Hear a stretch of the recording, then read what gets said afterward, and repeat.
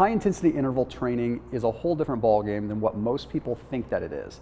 And in this video, I want to give you a breakdown of A, what high intensity interval training really is, but B, what kind of cardio you should be doing when you're intermittent fasting, or what you need to know to at least make an informed decision. Okay, so the first thing I want to talk about before I even get into anything that has to do with fasting is truly give you the breakdown of what high intensity interval training should truly look like and what you're actually trying to accomplish. Most people look at high intensity interval training as just this way to get a crazy lung burner, just an awesome workout where you feel like you just torched a bunch of calories.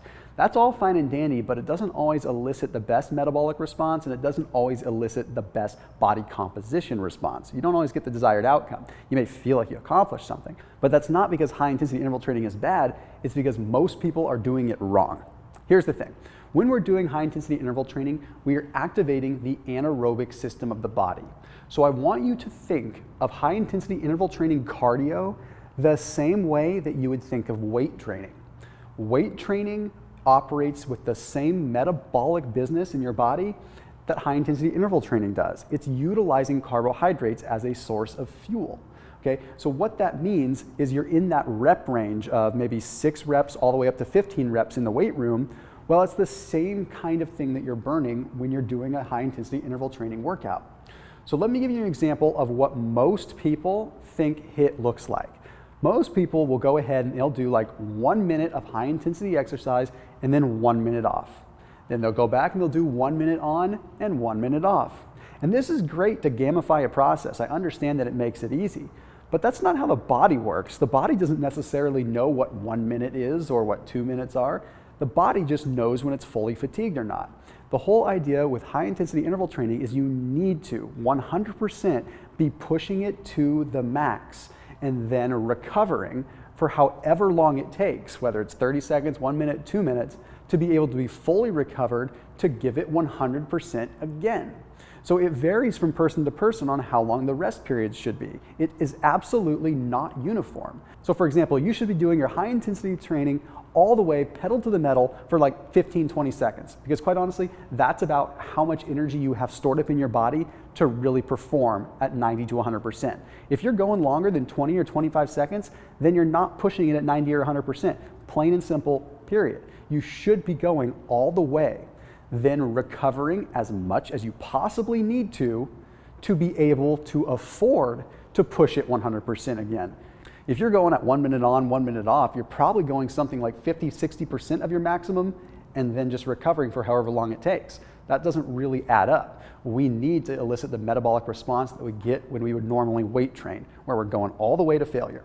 Okay, so now let's talk about how this applies with fasting. When you are in a fasted state, your body is not utilizing carbohydrates as a source of fuel. When you are fasted, your body is using ketones. It's using fat. It turns fats into ketones. When you are doing high intensity interval training, you're utilizing carbs. Now, I hear a lot of people talking about how high intensity interval training is going to help them get into a fasted state easier. Not really the case. You see, once you're already fasting, your body just stores the glycogen and puts it away. It's not like you have to burn through all your glycogen first before you start burning fat. It's really just how long you are going without eating before your body starts using fat. So it's not like you have to drain your tank and then start using fats. It doesn't quite work all the way like that, although it does in some cases. But high intensity interval training isn't going to get you to the benefits of fasting any faster. If you like to do high intensity interval training, it should simply be because it feels good and because you want to get the maximum heart rate benefits. That's all there is to it. I like HIIT because it feels good. I get a good mental response from it. But if you're fasting and you're just looking to burn some fat, you're probably better off doing a little bit more of a steady state type of cardio. I'm talking like literally just 15, 20 minutes at like 60 to 70% of your maximum heart rate. That's gonna oxidize fat a lot easier and maximize the utilization of the ketone bodies. But if you are gonna do HIIT, then you're gonna wanna make sure you do it right. And the thing is, HIIT is really good right after you have some kind of high carbohydrate meal. That way your body can actually use those carbs and put them to good use so they don't get stored at all. But it's very important that you're doing the high intensity interval training properly. Now, when it comes down to timing your cardio later in the day, if you are someone that cannot do cardio in a fasted state, you have to do it after you've eaten, well, you're someone that might respond well to doing high intensity interval training as a form of cardio. but after you ate.